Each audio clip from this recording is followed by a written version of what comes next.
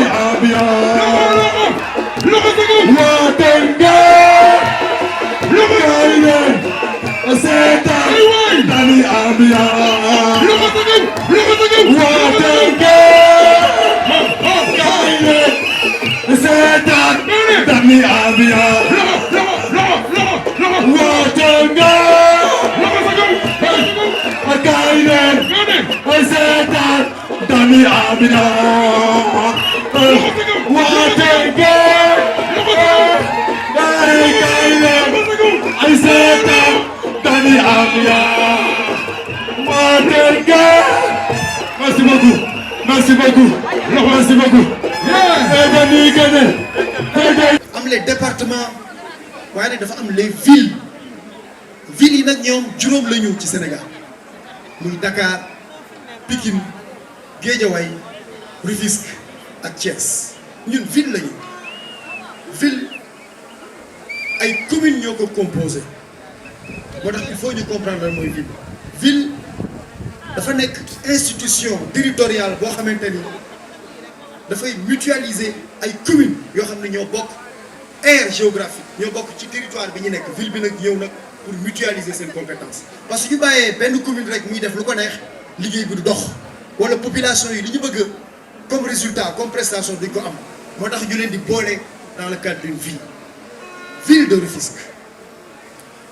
donc ville suñ koy wax dafa am ay compétences parce que ñu bari ñuy nekk candidat dañuy fàtte li ville mën a def ak li ville mënul def dafa am loo xam ne wàllu état la ville mënu koo def moo tax ñi nekk candidat di jël ay engagement parfois dama naan dañoo dëgër fit parce que ñu ngi jël engagement yoo xam ne ñoom bokkuñ ci seen compétence ville dafa am ay compétence état am compétence waaye nag commune dafa am compétence commune yi nekk ci biir ville bi dañu am compétence boo xam ne ville bi mënu fa dugg su àndul ak ñoom dans le cadre d'une intercommunalité loolu moo tax ma bëggoon ñu fàttali rapidement compétence yi nga xam ne ville daf ko am ville mun na def ay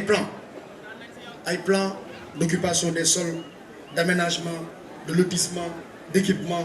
ville mën na def loolu jënd ay suuf jënd ay immeuble yooyu ville mën na ko def ville mooy toppatoo lépp lu ñuy wax lutte contre les incendies extension du réseau d'éclairage public loolu ville moo koy def du commune ak bépp compétence boo xam ne communes yi nee nañu ñun amuñu doole bi décider dañu dénk ko ville bi loolu ville moo koy def waaye ville dafa am nag yeneen compétence mooy lépp lu aaju ci wàllu gérer les déchets la lutte contre l'insalubrité ak gestion ay hôpitaux de niveau 1 soo jëlee poste de santé yi par exemple yooyu communes yi ñoo koy gérer donc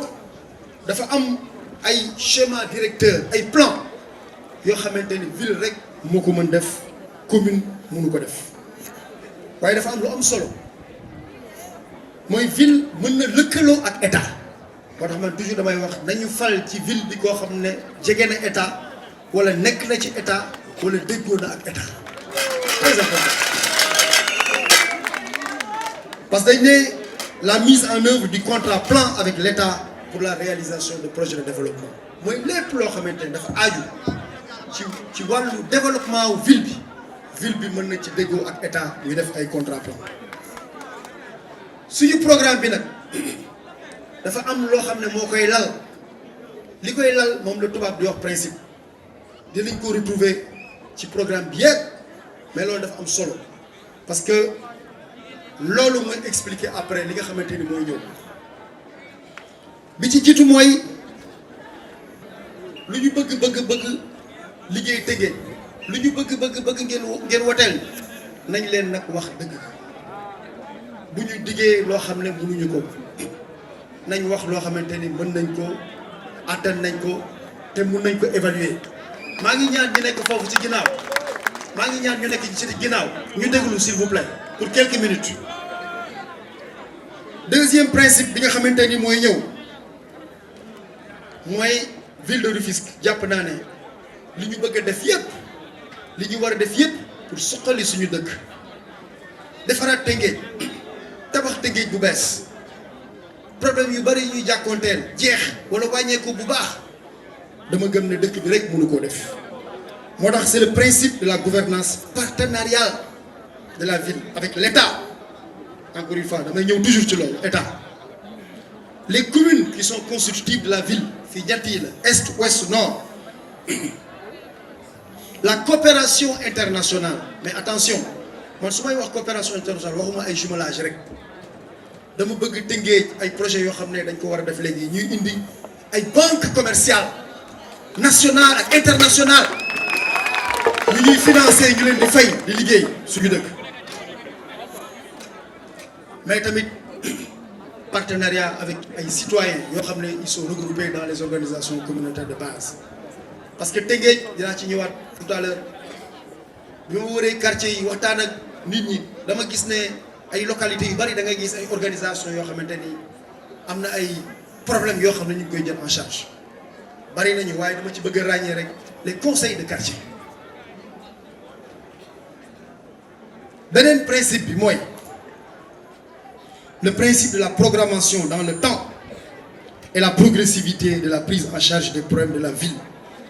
donc dama bëgg duma leen ne problème bi su ñuy fàllu muy réglé wu wala may leen ñu 100 jours ñu réglé ko wala 3 mois déedéet dama bëgg problème yi yëpp ñu réglé ko dans le cadre de la programmation rationnelle méthodique dans le cadre de programme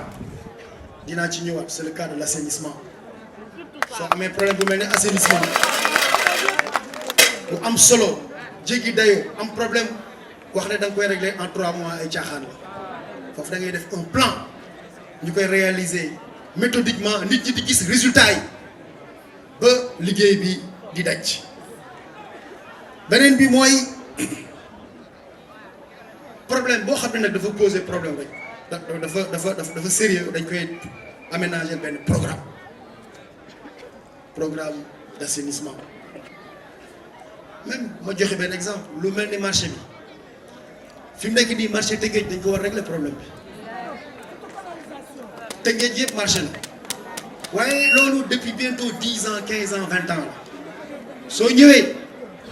da ngay méthodique concertation waxtaan ba am consensus régler problème bi te kenn du ci mer matul jël police matul sànni grenade lacrymogène matul dóor nit ñi soo leen dóoree le lendemain ñu ñëwaat waxtaan trouver ay mesures d'accompagnement dans le temps ba régler problème yi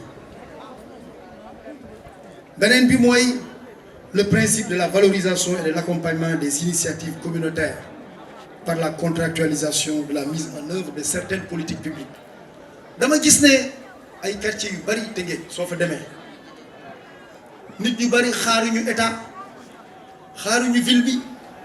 xaaruñu commune bi ñoom ci seen bopp ñoo organisé wu di jël en charge yenn problème bi Guy Murit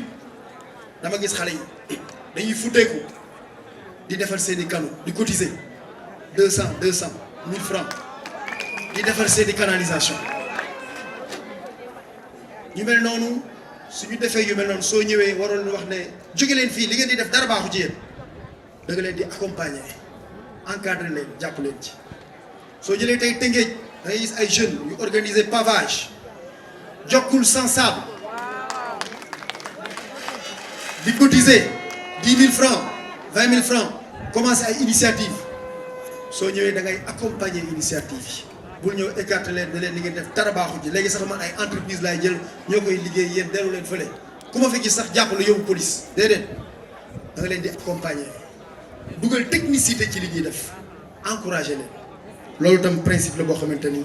bokk na ci liggéey bi Tëngéej nag bi ñu defee diagnostic problème diagnostic yi bari na documents yi ñu ko mën a gis bari na soo jëlee benn document bu ñuy wax le PDUD waa Tëngéej ñoo defoon ay assises réfléchir trouver ci ay problèmes agence de développement municipal def na la cartographie des problèmes de Rufisque waaye ñun suñu bopp bi ñu liiree loolu yëpp ba pare dañu ne non il faut ñu def tam ay enquête ak sondage lan mooy soxlawu waa Tëngéej parce que documents yi baax na waaye documents yi lu bari du ci nekk moo tax ñu def enquête ak sondage waaye bi ñu defee enquête ak sondage bi dafa am leneen luñ ci yokk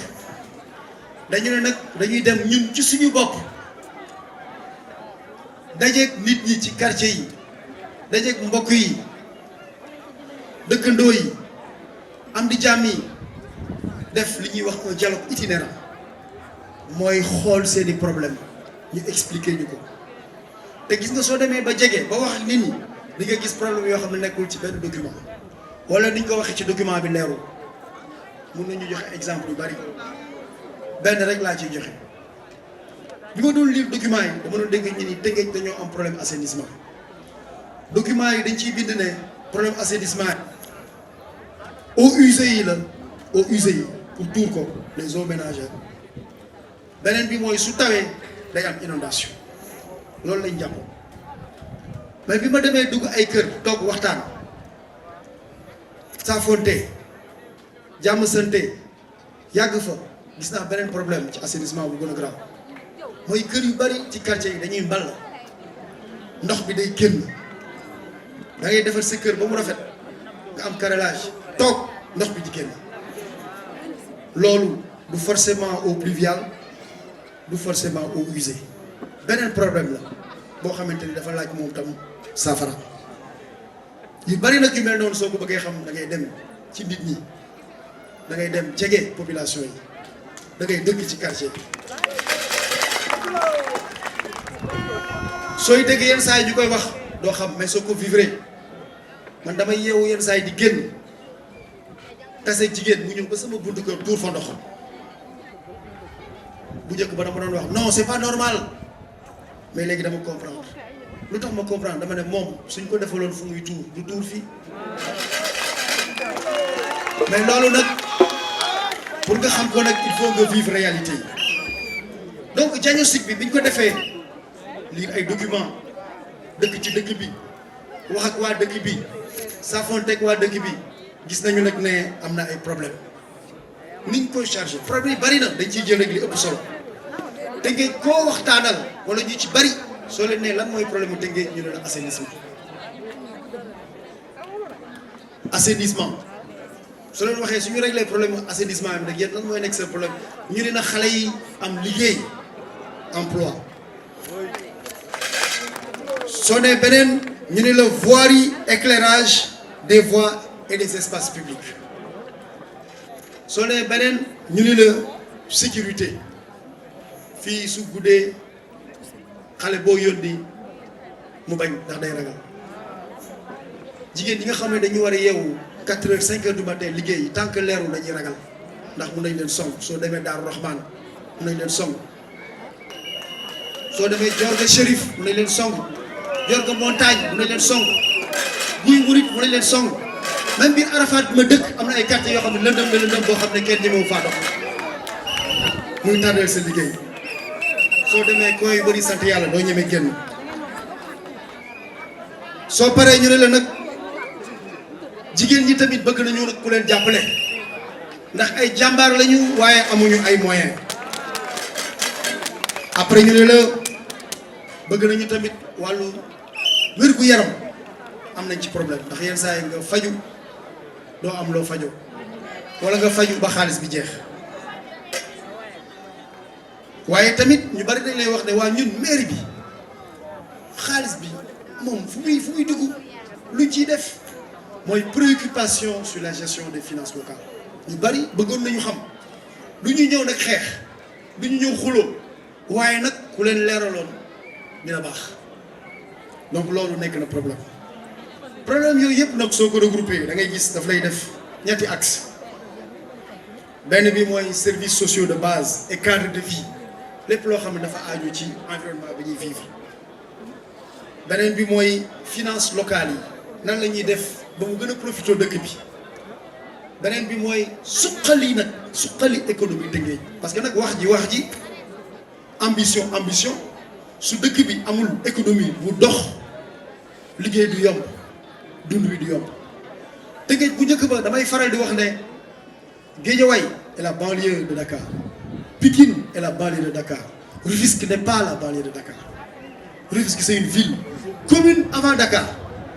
damay faral d'ailleurs di wax ne am na sax temps boo xamante ni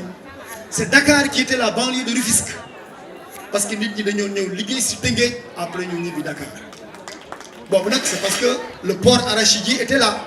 moo tax dañu def ay propositions ci bu nekk propositions yi tamit bëgguñu mu nekk ay propositions li tubaab di wax aérienne mooy loo xam ne lii daal ay wax rek la non day nekk ay propositions concrètes articulées à la réalité loo xam ne xel mën na koo dégg te mën nañ koo def bi jiitu bu leen fàtte Tëngéej mos naa dem sant yàlla ñuy waxtaan ak Daaru Rahman ñu ni problème numéro 1 de Rufisque gars yi ne assainissement ñu ni problème numéro 2 ñu ni assainissement ma ne problème numéro 3 ñu ni assainissement ma ne non il faut quand même ñu génne beneen problème numéro 4 tamit bu dul assainissement parce que nag moom moo sonal nit ñi assainissement et assainissement soo ko waxee après nag wax voirie bu baax tali yi soo ko waxee wax manque de propreté soo ko waxee wax manque d'hygiène parce que loolu yëpp c'est lié assainissement bi nag comme ni ma ko waxee dañ doon wax ne bu njëkk ba taw inondation la inondation de certains quartiers suy taw ak faible couverture du réseau d'assainissement inefficacité de la gestion d'évacuation des eaux foofu la ñu yemoon ma ne nag bi ma dajeeg nit ñi nag yokk naa ci man remontée de la nappe phréatique dans beaucoup de zones de Rufisque muy Mouride muy Arafat muy sant yàlla muy Babou Salam muy cité Kër Sëñ Mansour fépp remontée de la nappe phréatique gis ngeen nag priorité boobu nga xamante ni waa Tëngéej yépp moom la ñu wax budget Tëngéej mi ngi ciy consacré 0,6% du budget 0,6% du budget moins de 1% du budget budget 2019 124 millions lañ ci consacré donc li nekk priorité nit ñi nekkul priorité maire bi mën nañu nag am seen i explication waaye am nga 6 milliards 200 nit ñi ne ñun suñu problème mooy assainissement yow nga ne leen waaw comme mooy seen problème dinañ leen jox 124 millions 6 milliards yi des na leneen lañ ciy def waaye du ñu toppatoo affaire assainissement bi moo tax ñu ne fii le programme parce que nag dañuy xam li mën a nekk ak li ñu mën a def ñu ne fii pour solution bi dañuy def un plan décennal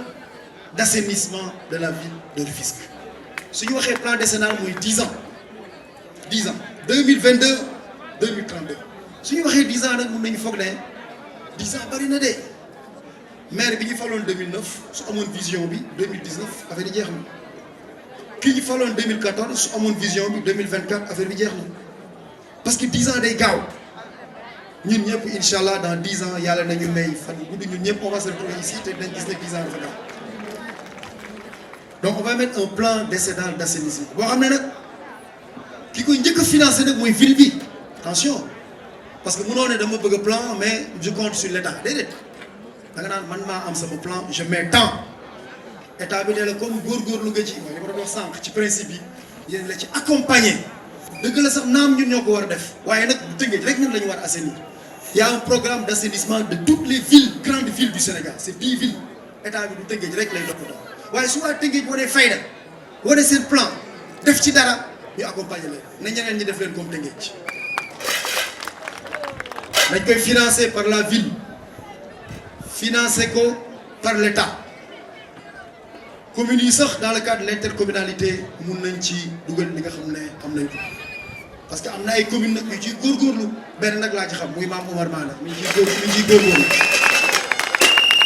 loolu nag mën nañ ko jël waaye attention damay wax ne nag soo commencé financer état topp la soo ko defee rek bailleur de fonds itam ñëw topp la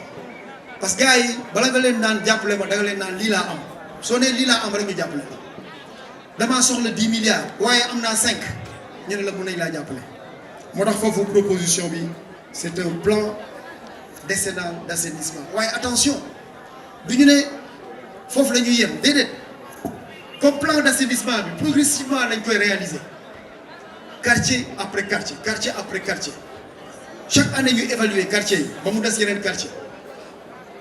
en attendant nag muy agsi ci yenn quartiers yi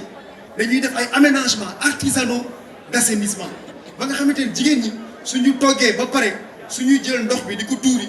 du ñu génn dàngu dox ba canal ba pour tuur ko fa duñ ko tuur ci mbedd mi police ñëw jàpp leen déedéet dañuy def aménagement yoo xam ne en attendant que le branchement à l'égout arrive parce que objectif bi loolu la tout Rufisque branché à l'égout balaa muy ñëw nag ñu ne nag balaa loolu di ñëw dañ leen defal nag ay éducule publique loolu moom du dara def nañu devis bi du dara jarul dara benn puits soo amee 200 000 am nga aménagé ko def ci benn tame boo xamante ne lekk yi duñu dugg suñu sottee mu dem mu jeex loolu yomb donc loolu mooy problème mu assainissement yi am na yeneen problème yu bari mais comme ni ma ko waxee tey damay junj rek ndaxte bëgguma guddal moo tax damay junj waxoon naa ne wax nañu problème emploi des jeunes te loolu dafa nekk problème parce que Tëngéej dëkk la boo xamante ni jeunes yi yu bari dañu jàng am seeni diplôme ñi jàngul am seen diplôme sax am nañu métier te mën nañoo liggéey waaye souvent accompagnement bi mooy manqué moo tax ñu ne pour daw xale yi xëyu xale yi lan lañ ci am il faut distinguer ñu déglu xale yi maa ngi wax affaire xale yi maa ngi wax ci affaire xale yi déglu leen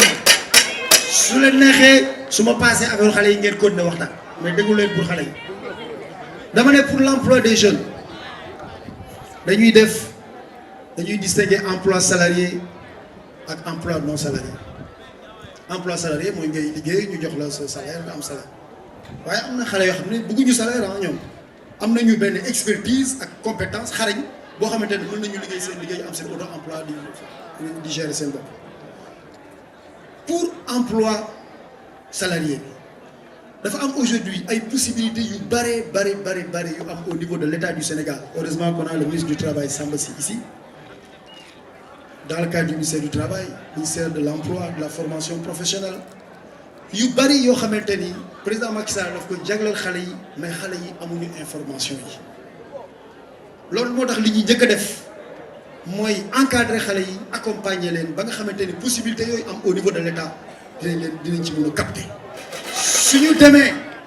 ak yeneen xale ñoom dinañu am information yépp yi nga xamante ni peut-être ci yeneen gox yi xale yi amuñu ko forcément ñun dañ leen renforcer seeni capacité beneen bi mooy dinañu renforcer aussi le plaidoyer au niveau de l'État pour li ñuy jox Tëngéej li ñuy jagle Tëngéej li ñuy sédd Tëngéej gën a yokku ndaxte Tëngéej dafa nekk nag dëkk boo xamante ni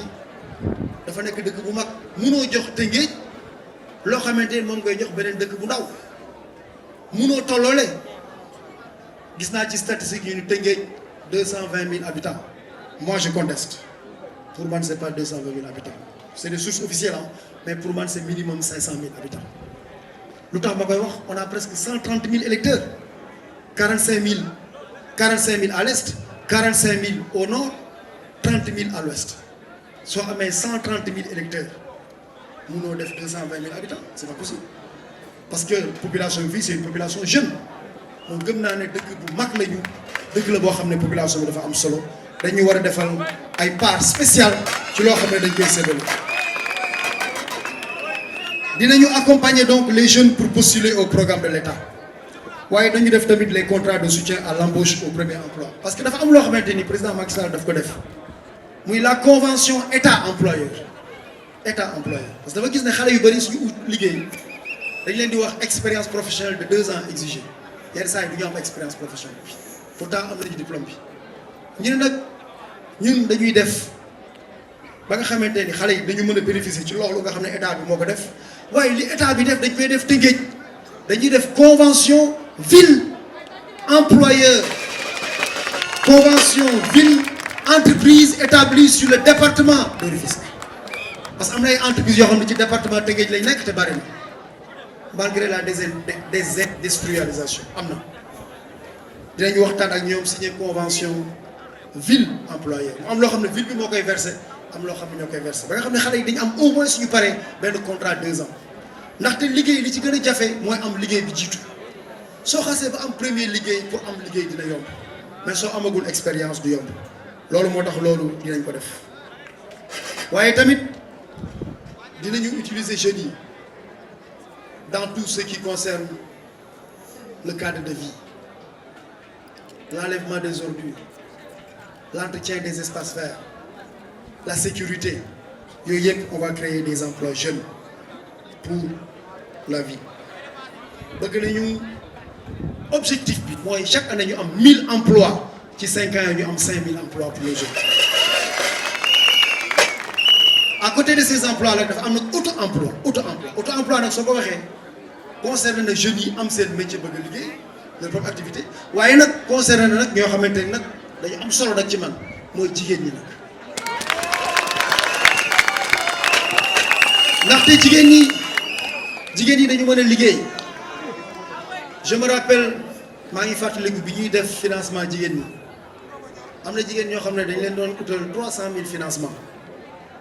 ñu ne ma monsieur le ministre ma ne waaw ñu ne ma 300 000 yi bari na man 50 000 laa soxla 50 000 fondé lay jaay 50 000 baax na man la waaw kon jëlal 100 bokk parce que quand même 50 dafa tuuti donc jigéen ñi bëgg nañu liggéey waaye parfois problème de financement la ñu parce que financement yi dañ leen di exiger ay garantie su leen exiger wul garantie dañ leen di exiger ay remboursement avec taux d'intérêt boo xamante ne duñ ci sawar moo tax foofu suñu ñëwee li ñuy njëkk a def mooy on va créer un fonds de garantie municipal pour financer les activités génératrices de revenus pour les femmes. Fonds de garantie bi nag du moom mooy leble de déedéet du leble banques yi ak établissement financier yi ñooy leble waaye dinañu jël fonds de garantie bi xam nga léegi soo jëlee fonds de garantie joxe 250 millions ñu lebal la 2 milliards nga am 2 milliards financer say jigéen bi ma xoolee le fonctionnement du cabinet du maire rek waxuma yeneen yi de le fonctionnement du cabinet du maire rek gis naa 740 millions man xanaa mën nañu jël 200 millions yi bokk utal benn fonds de garantie jigéen ñi mais wuñu ko fonds de garantie donc pour wut xaalis pour financer ay projets yooyu jafewul mon maire mon ami le maire Mame Oumar Mané day faral di wax ne te ànd naa ci ak moom ndax loolu laa gëm dëkk gox réew du xaalis moo koy yore xam-xam moo koy yore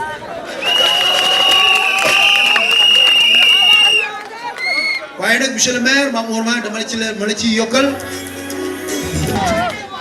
jërëjëf dama doon wax ne ñu éclairage des voies man su ma demee ci yenn quartier yi muy sama quartier Arafat ci yenn zone yi sama quartier bi ma taxalool Guy Murit Daaru Rahman damay gis mu lëndëm këruus Guy Murit bi ma waxee kenn mu xaymaal ma suñu waree changer lampe yépp ñaata la 2 millions la ma wax dama tiit sax 2 millions pour jënd lampe yi mu leer nañ 2 millions nga ne am nga budget 1 milliard 200 dëkk bi la dem kurus pour 2 millions loolu doy na waar donc am na ay problème yoo xamante ni manque de volonté politique am na yoo xamante ni manque de vision politique am na yoo xamante ni manque de savoir politique am na yoo xam ni manque d'audace et d'ambition pour ta ville loolu nag incha allah suñu yàlla jàppale avec l'accompagnement de l'État yooyu yëpp dina ci indi saafara incha allah wax nañu nag affaire éducation santé solidarité action sociale loolu yëpp am na ay propositions yoo xamante ni dinaa ko def ci livret ñu tasaare ko biir Tëngéej su ma waree wax yëpp fii dafay gudd moo tax duma ko war a wax dinaa ci junj rek ne aussi bien pour le sport le sport sport bi moom dama dégg ay gaanaan dañuy tabax ay gymnase xawma lan man leen man problème bi xam nga laa ko gisee gars yi su ma nee dañoo am problème bi ñu jéem a seet nu ñu régler problème bi balaa ñuy jéem a tabax gymnase suñu ma nee ndox mi awma fu ma ko tuur nga utal ko fu fa ko tuur balaa nga ne ko naan dama lay defal ay canaux ay moderne il faut des solutions concrètes moo tax ma ne xale yi yéen amu leen terrain dañ leen di utal ay terrain d'abord mais nag attention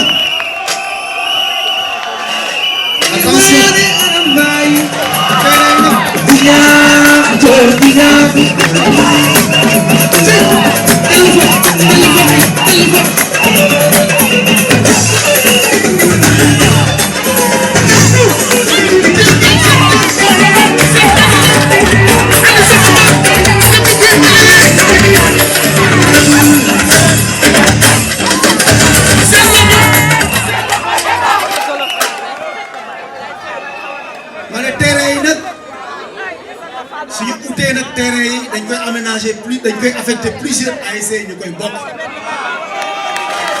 ku nekk nag am ses jours pour entraîner ci terrain yi ma ne balaa ma ne damay dem tabax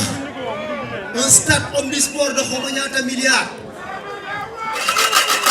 chaque année dinaa leen delloo seen subvention nawetaan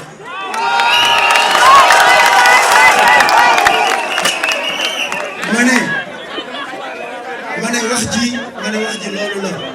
wax ji du non mënuñu leen jox subvention waaye dañ leen tabax di terrain déedéet joxeel subvention yi après dañ ko jéem a tabax terrain loolu moo tax bi ma xale yi ñu déglu s'il vous plaît ñu déglu à droite ñu déglu s'il vous plaît ñu déglu loolu moo tax bi ma xale yi ne ren ñu ngi dem ci nawetaan yi mairie bi nee na subvention amul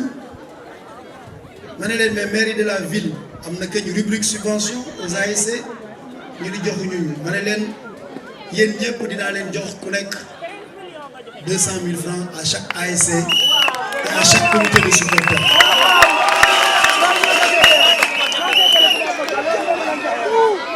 mu nekkoon à peu près 18-20 millions ma ne leen nag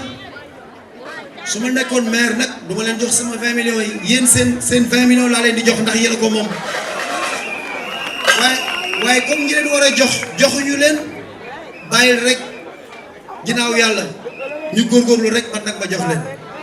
loolu moo tax may financer ASC yi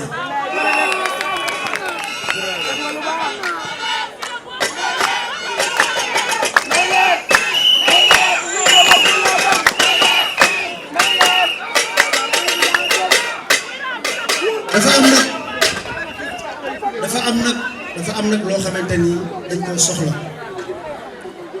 mooy infrastructure sportive infrastructure culturelle dëkk bu mel ne Tëngéej am l'une des premières chambres de commerce du Sénégal l'une des premières salles de spectacle du Sénégal dëkk boobu bu tëb Tëngéej amul salle de spectacle benn waaye dama salle des fêtes ma ne ko salle des fêtes du salle de spectacle pour Tëngéej munuma CNEPS ma ne ko CNEPS du salle de spectacle pour Tëngéej munuma maison des arts ma ne ko pareegul nañ xaar ba mu pare ñu xool lu mu nuru li ñu bëgg mooy il faut une salle de spectacle suñu bëggatee yenn spectacle yi dootuñu dem Dakar gis naa ne la plupart des hommes talentueux des spectacles du Sénégal Tëngéej la ñu dëkk.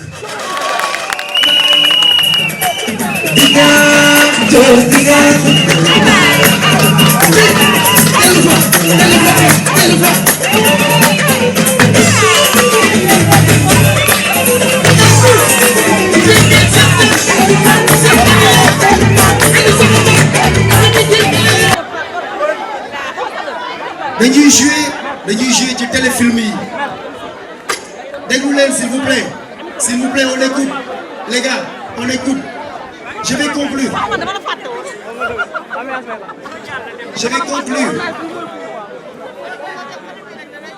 conclure mais ma wax leen quand même sur tous les problèmes qu'on a évoqués on a des propositions mais bu ma évoqué yëpp fii gis naa tout de suite ñu indil ma benn note dama les équipes d'élite du sport am nañ ci solution mais bu ma wax yëpp damay junj rek les handicapés dem naa gis nañu li ñu leen proposé on va leur trouver une salle équipé ko et on va faire appliquer la loi d'orientation sociale des handicapés au Sénégal.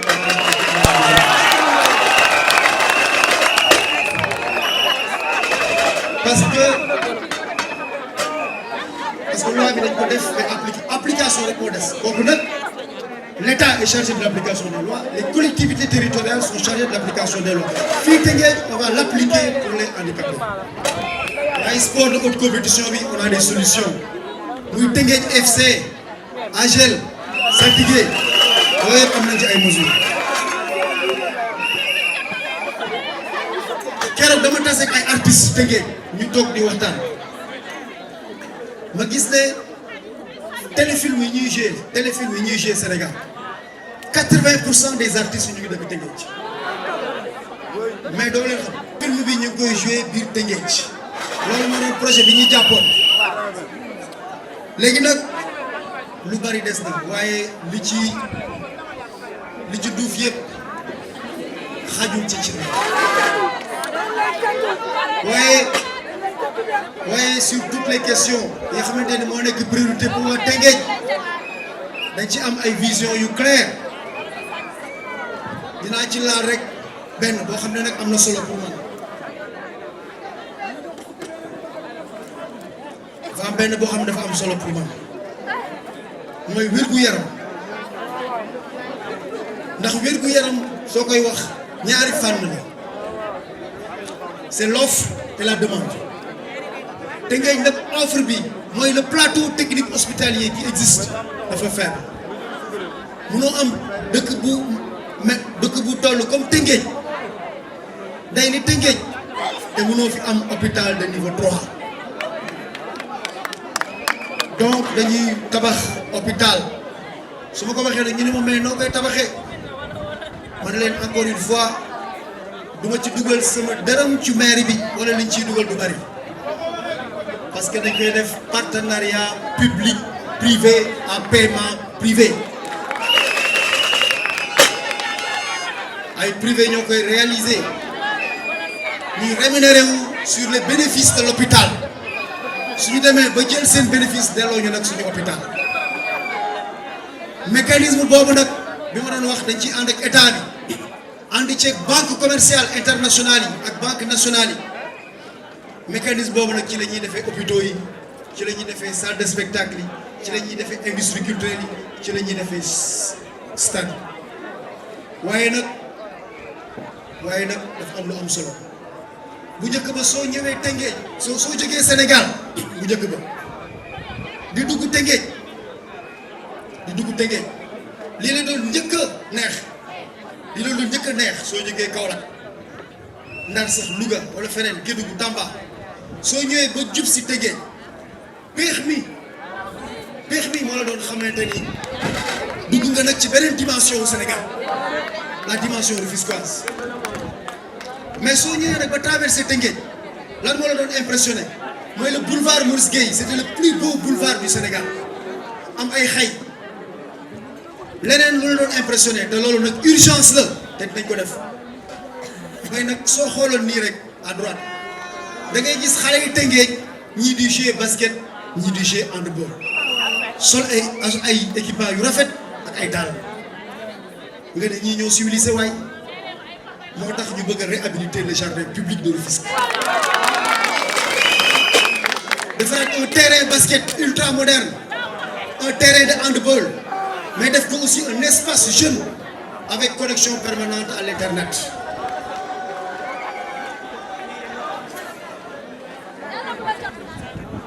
problème yi bari na solution yi bari na waaye jàppale ne rek suñu ñëwee am na benn axe bu am solo mooy la gestion des finances publiques Tëngéej quand même ndooluñu ñàkkuñu soo amee quand même budget boo xamante ni dem na ba 6 milliards munoo wax ne du dara ñu ëpp budget Pikine ñu ëpp budget Guédiawaye Dakar moo ñu ëpp budget donc ndooluñu am nañu budget boo xam ne am na solo te budget bi suñu ñëwee dinañ ko yokk minimum en raison de 500 millions par année parce que am na ay poches fiscales am na ay opportunités yoo xamante ni am nañ ko pour am xaalis te fi mu nekk nii dañ ko négliger mais soo ko amee nag sa budget day yokk sa budget nag su yokkoo lii yokk noonu nag ngay jël nag consacré ko à l'investissement donc loolu mooy li nga xamante ni namb nañ ko def waaye nag dinañu jéem a nag foofu laay jeexale soqali tamit soqali économie koom-koomu Tëngéej soxali koom-koomu Tëngéej nag soo ko bëggee def mooy li ma doon wax rek mënoo ko def yow rek Tëngéej état bi ngay àndal ngeen am ay projet soo bëggee soxali Tëngéej soo nekkee Tëngéej nekk à 25 kilomètres de Dakar presque à Diamniadio mën nga développer Tëngéej ba mu nekk une ville qui fournit des services et des biens pour Diamniadio parce que Diamniadio dëkk la mais du dëkk bu historique comme Tëngéej du dëkk bu am ay racines comme Tëngéej ville moderne la ville bu bees la am na yu bari yoo xamante ne ñii dëkk Diamniadio ñii liggéeyee ci Diamniadio suñ ko soxlaa Tëngéej lañ ko war a lañ koy ut si donc il faut que Tëngéej soit prêt pour fournir ses biens et services loolu dañ ciy préparer suñu population mi ngi mel ne Rufisque offshore bi nekk fii au large de Rufisque les puits de pétrole ñu ngi fii président Macky Sall dafa def li muy woowee le contenu local mooy nan la ñuy organiser ba nga xamante ni population yi nekk fii ci Sénégal rawateeg ñi nga xamante ni sorowuñu compagnie pétrolière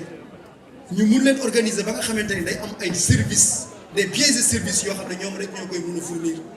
ku nekk bitim réew doo ko mën a fournir contenu local mooy dañuy jàppale ñooñu pour sénégalais yi mën a am seen part ci pétrole loolu tamit dina nekk loo xamante ni dinañ ci liggéey préparer waa Tëngéej renforcer seen capacité utal leen ay certification parce que il faut des certifications parce que pétrole aussi nag du affaire caaxaan suñu nee yow yaay fournir compagnie pétrolière yi salade wala yow yaa leen di fournir en denrée wala yow yaa leen di fournir en je sais quoi il faut nag nga respecter ay critères ay normes ay standards dinañu tàggat nag population yi ba nga xamante ni dinañu mën a fournir service yooyu parce que soo nekkee nag ci dëkk boo xamante ni da nga am façade maritime am ay jën maa ngi nuyu waa NDP Adja Maguette Gueye Mbaye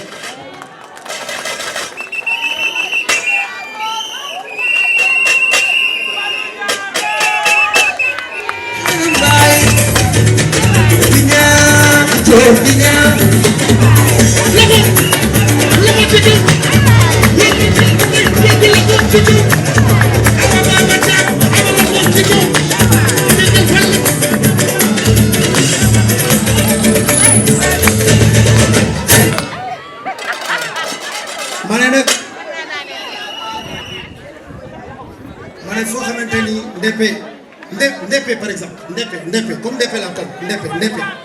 Ndépé par exemple le programme dans notre programme on veut moderniser les fours de Ndépé ba nga xamante ni fi ñuy lakkati jën dootoo fa gis ay saxaar xam naa mën nañu wax mais waa ji li muy wax ni soo demee Lompoul fi ñuy takkee fi ñuy lakkee kecax amul jën c'est des fours ay fours la yoo xamante ni c'est des fours modernes Ndépé c'est ça qu'il vous faut nga xamante ne doo pare sa bët yi di taxañ doo pare di am ay feebar on va aider à la modernisation de Ndépé projet yooyu mën nañu am dans tous les secteurs maa ngi nuyu madame Sall Diarratou Niang les artisans on a un programme pour accompagner les artisans maa ngi nuyu madame Sall Diarratou Niang président des artisans du département di nuyu waa Lendeng on n'acceptera pas que des gens tuent l'agriculture à Rufisque déglu leen s'il vous plaît gars yi su fekkente ni da ngeen di woy nii da ngeen di yàq waxtaan su jotee dañuy waxtaan woy su jotee ñu woy tàccu su jotee ñu tàccu moo tax ñun dañu bëgg s'il vous plaît dañu bëgg un nouveau type d'habitant à Rufisque discipliné conscient nouveau type d'habitant à Rufisque discipliné xam lan mooy ay droit waaye aussi xam lan mooy ay devoir loolu laa doon wax ne dinañu jàppale secteur yëpp secteurs yi nag bari na waaye donc fii laa koy yemale ndaxte mun nañ ci waxaat ci lu bari mais fi may jeexale quand même mooy dinañ yokk nag gouvernance bi transparence mooy budget bi nag dinañ ko expliquer citoyens yi léegi ba ñu comprendre ñetti weer yu nekk dinañu expliquer citoyens yi lan moo dugg ci xaalis ak fan lañ ko dugal ba mu leer ci seen bopp yu bari tamit dinañ ko dégg conseil de quartier yi ndaxte dañu gis ne conseil de quartier yi ñoom ak ay jàmbaar lañu am na yoo xamante ni maire bi du ko def forcément daf leen koy sous-contractualiser daf leen koy sous-traiter ñu liggéey ko maa ngi jeexal nag pour jeexal dama am ay xarit yu ma ne mais professeur ma ni waaw ñu ne ma mais professeur yow ngay def ci politique bi yow professeur nga nekk nga ministre de la justice du Sénégal defoo politique nekk nga ministre d'État bu affaire politique yow soxla woo politique te politique dafa metti loo ciy duggee ma ne leen ñaari mbir moo tax ma dugg ci politique ñaari benn bi mooy damaa gis ne soo nekkee ci état nekk ci gouvernement di fekkee fi ñuy nose ak fi ñuy nocci di fekkee fi ñuy décider di fekkee fi ñuy séddale jege ki nga xamante ni mooy def arbitrage yi la parce que nous avons un régime présidentiel c'est le président qui détermine et conduit la politique de la nation qui fait les arbitrages lu ñu war def fii président mooy arbitrer soo ko jegee muy arbitrer nga xamante ni mu ngi ñaan sax yenn saa ñu jàppale ci arbitrage bi ma ne nag dinaa laaj nag sama baatu dëkk nag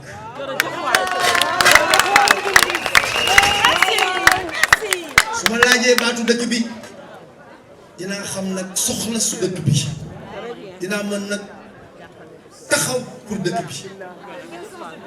dinaa mën a laajal dëkk bi dinaa mën a def plaidoyer pour dëkk bi dinaa mën a xëcc indi pour dëkk bi loolu nag du njàmbaar du ngóor du loolu yëpp yàlla rek moo ko def. ma ne leen beneen bi tax may engagé wu en politique mooy soo duggee ci gouvernement ba ci kàttanu yàlla ak volonté du président de la république nga nekk la ci gouvernement instance suprême de gouvernance de l'État xam problème yi nu muy demee xam processus décisionnel bi di fekkee conseil des ministres di ànd ak président des affaires publiques expérience boobu nag dans la gestion des affaires publiques dans la gestion de l'État mën nga ko nag doxal mën nga ko nag jagale sa dëkk fi nga xamante ni maire la ku xam ni ñuy gérer état di nga xam ni ñuy gérer démembrement de l'État su fekkoon ne nag am expérience boobu professeur rek laa di def ay conférence di dem def expertise du ma laaj mairie bi ndax dama naan jàngale laa xam amphithéâtre laa xam centre de recherche laa xam xawma ni ñuy yoree nguur xawma ni ñuy yoree état waaye expérience boobu nga xam ne am naa ko ci état moo tax ma ne nag en tant que Rufisquois je vais faire bénéficier à mes concitoyens et à ma ville de mon expérience.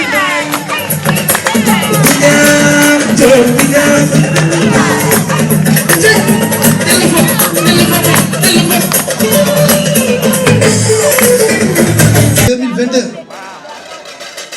seen taxawaay rafet na seen mobilisation rafet na seen engagement fort na waaye nag li ci ëpp solo nag mooy nag wote ndaxte nag carte yi la ñuy compter 23 janvier 2022 nañu teel a jóg dem da ngay voté commune voté département voté ville mu jeex mais ñun da ngay voté waaw maa ngi ciy yokk tamit waa réew mi leen remercier mais surtout nag maa ngi remercier dama ko fàtte mon frère Ablaye Sow qui m'a beaucoup aidé en termes de réflexion en termes de proposition Ablaye maa ngi lay remercier Ablaye c'est un grand intellectuel.